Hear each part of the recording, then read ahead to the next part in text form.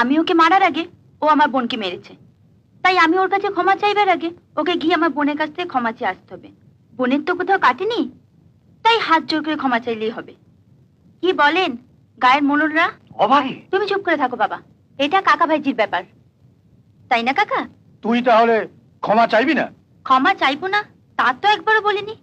কি বলেন গায়ের মোড়লরা? আমি বলেছি? তবে এটা ঠিক, ও আমার বোনের কাছে গিয়ে ক্ষমা না চাইলে আমিও বাবা ক্ষমা চাইবো না। চাইবি না? কাকা বাবু, চাবুকের চামড়াটা আমার হাতে আর কাঠের বাটটা আপনার হাতে।